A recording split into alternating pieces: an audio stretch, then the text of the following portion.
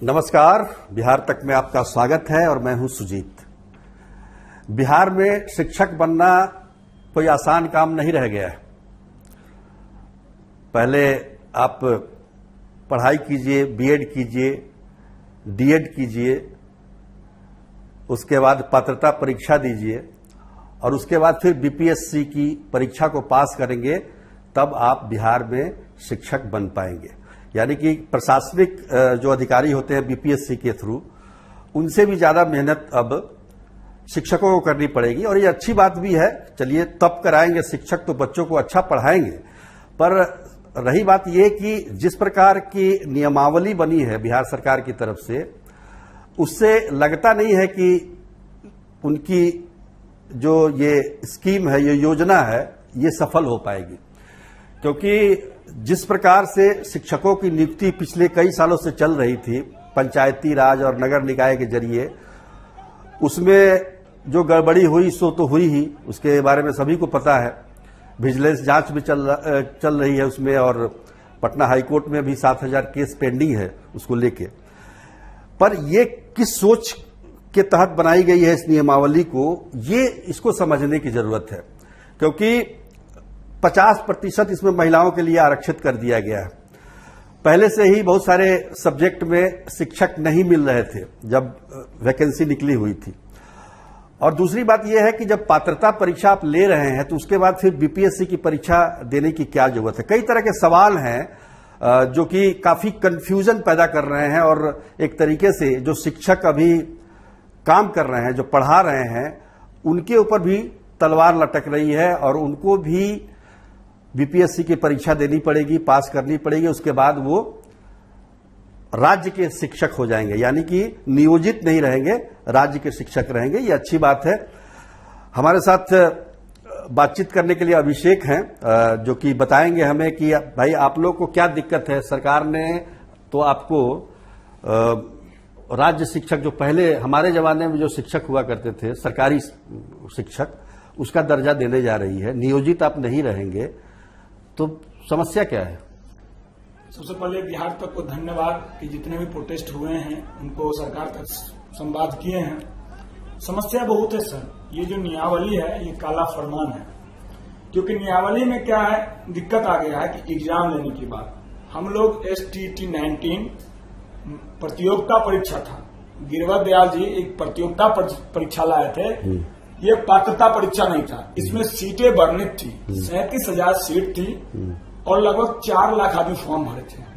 High school +2 के लिए परीक्षा हुआ था, प्रतियोगिता परीक्षा। उसमें 37,000 सीट में मात्र 30,675 ही अभ्यर्थी मेरिट में आए, बाकी से डिस्क्वालीफाई हो गए। तो 30,675 हम लोग मेरिट में पिछले 4 सालों से हैं, सड़क पे आंदोलन कर रहे हैं, सदन घेर रहे हैं। अब नया नियमावली में कहते हैं कि बीपीएससी से लेंगे एग्जाम। आपको यही करना था तो बीपीएससी से लीजिए, यूपीएससी से लीजिए, या लंदन फ्रांस के आयोग से लेते तो एक बार लेते ना।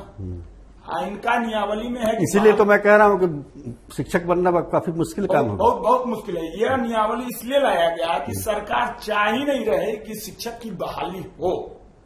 आंदोलन करे लड़का, मुझे भी यही लग रहा है, कोर्ट में केस करे लड़का, और सरकार तब कहेगी तो मैं हमको तो बहाली करनी थी। नियमावली है इसी लाई गई है, पेच फंसा के हम लोग प्रतियोगिता परीक्षा दे के मेरिट में आए हैं। 37,000 में से 30,675 तक सरकार जवाब दे कि यह प्रतियोगिता परीक्षा नहीं थी। कोर्ट में जब हम लोग कोर्ट में गए तो सरकार ने एफिडेविट दिया, उसमें लिखा कि कॉम्पिटिटिव नेचर एग्जाम। तो सरकार अपने बात से मुकर रही है। कॉम्पिटिटिव नेचर एग्जाम है, पात्रता परीक्षा नहीं थी। किसी भी पात्रता परीक्षा में महोदय सीट वर्णित नहीं होती है। इसमें सीटें वर्णित थी, हर सब्जेक्ट का सीट था, और कैसे मेरिट बनाया जाएगा सारा था। तो यह सीधा सीधी बात है। सरकार इस नियमावली में जो परीक्षा की बात कही है, इसको हम खारिज करते हैं। पूरे शिक्षक अभ्यर्थी 3 लाख शिक्षक अभ्यर्थी, और इसका कड़ा निंदा करते हैं। लेकिन ये बताइए अभिषेक जी कि आप इस बात को मानते हैं कि जो भी शिक्षक अभी बहाल हैं, वो कई तरह की शिकायतें आती हैं, सबको पता है। मतलब शिक्षक बनने लायक कई लोग नहीं भी हैं इसमें। तो ऐसे में सरकार अगर चाह रही है कि इसमें से छन कर लोग आए, अच्छे पढ़े लिखे लोग आए, ताकि बच्चों को अच्छी शिक्षा दे सके, इसमें दिक्कत क्या है? नहीं तो शिक्षक की गलती नहीं है महोदय। सरकार जो भी शिक्षक रिक्रूटमेंट पहले किए हैं सरकार ने किया, चाहे पढ़े चाहे अनपढ़ को किए, चाहे डिग्री वाले को किए, सरकार ने किए हैं।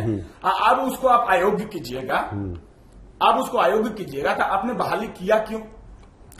ये तो गलती सरकार की गलती है। देखिए, हम ये बता दें आपको कि लालू प्रसाद यादव के शासनकाल में 2 बार शिक्षकों की बहाली हुई 20-20 हजार के करीब में। 2003 में शिक्षा मित्र बनाए गए, 1 लाख के करीब उसमें बहाली हुई थी, वो भी कॉन्ट्रैक्ट बेसिस पे ही था। और जब नीतीश कुमार की सरकार आई 2005 में, तो उन्होंने एक नया नियम बनाया और शिक्षकों की भर्ती का जो अधिकार था वो पंचायती राज और नगर निकाय को दे दिया गया। अब इनके पीछे जो सोच थी मुख्यमंत्री की, वो ये थी कि स्थानीय लोग अच्छे शिक्षक को रखेंगे और इससे बच्चों की अच्छी शिक्षा मिलेगी, लेकिन सोच का हो गया उल्टा। अब ऐसे ऐसे लोग भर्ती हो गए जिनको पढ़ाने आता नहीं है। तो लगातार उस समय से जो नियोजित शिक्षकों की बहाली चल रही थी, 6ठे चरण तक बहाली हुई है और ये 7वें चरण में इन लोग प्रतीक्षा कर रहे थे कि अब 7वां चरण आएगा, अब आएगा, लेकिन वो आया नहीं। आया एक आयोग। देखिए, हम लोग 7वें चरण का नहीं थे। हम लोग को कोरोना काल में 2019 में एडवर्टाइजमेंट हुआ, परीक्षा 19 में लिए, फिर कुछ उसमें दिक्कत हुआ तो कैंसिल हुआ परीक्षा। फिर 2021 में कोरोना काल पीक पीरियड पे हाई कोर्ट का निर्देश हुआ कि जल्द से जल्द 6421 माध्यमिक उच्च माध्यमिक विद्यालय में एक भी शिक्षक नहीं है, जल्द एग्जाम लीजिए। हम लोगों ने कोरोना काल पीक पीरियड में ऑनलाइन IIT लेवल का एग्जाम दिया, रिजल्ट भी आई, सरकार ने मेरिट में दिया।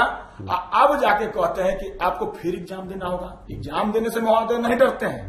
मैं 2 बार नेट JRF क्वालिफाइड हूं, ऑल इंडिया टॉपर रह चुका हूं, अभी महाराष्ट्र भूगोल परिषद का बेस्ट पेपर प्रेजेंट अवार्ड जीत चुका हूं। इससे मैं डरता नहीं हूं एग्जाम से। लेकिन मेरा 4 साल, मेरा छोड़ दीजिए सर, बिहार में 8 करोड़ गरीब दलित बुजुर्गों और मुसलमानों के बच्चे जो सरकारी विद्यालय में पढ़ते हैं, उनका भविष्य क्या होगा? उसमें एक भी शिक्षक नहीं है हाई स्कूल +2 में। तो ये फलसफा जो नया नियमावली में छोड़े हैं, ये एग्जाम 2030 तक लेंगे, तो क्या ये हमारा विद्यालय खाली रखे? और भी कोई ये भी तय नहीं है कब एग्जाम होगा, उसका वेतनमान क्या होगा। सबसे बड़ी बात यह है। साथ साथ जो ये स्थिति जो है, इसमें कोई डेट लाइन नहीं है। 2019 से परीक्षा देके हम लोग 2023 में आ गए, अभी आए हैं कि आयोग से लेंगे। यही काम आप एक बार करते हैं। हालांकि एक और बहाली हुई थी सुप्रीम कोर्ट के आदेश पर 34,000 शिक्षकों की 2003 में। सरकार का ही दोष था कि हमारे जितने भी चाचा चाची सब नौकरी में गए, कोई 1 महीना नौकरी किए, कोई 6 महीना, कोई 10 दिन रिटायरमेंट हो गए। क्या यही करना चाहती है सरकार? तो ये स्थिति है। और तो अब तो सरकार ने ये नियम लागू कर दिया, तो अब आप लोग क्या करें? सिरे से खारिज कर दिया। आज हम लोगों ने RJD कार्यालय को घेरा, अपनी बातों को प्रमुखता से। RJD थोड़े लागू किया, सरकार लागू किया। सरकार वही है ना, शिक्षा मंत्री वही है ना, RJD के कोटे से है ना। मैंने इसका विरोध करिएगा, एकदम विरोध। कल पूरे पटना को घेर रहे हैं, हर एक मंत्री विधायक सत्ता पक्ष के घर को घेरेंगे और नहीं चलने देंगे, काला पोतेंगे कि यह काला कानून नहीं चलेगा। बिना दलील, बिना वकीला, बिना अपील कोई भी नियमावली आती है तो पब्लिक डोमेन में आती है कि यह शिक्षक नियमावली शिक्षक अभ्यर्थियों के हित के है और बच्चों के हित के लिए किया गया। ये एक तुगलकी बयान है। इस तुगलकी बयान को हम किसी भी सूरत में नहीं स्वीकार करते हैं।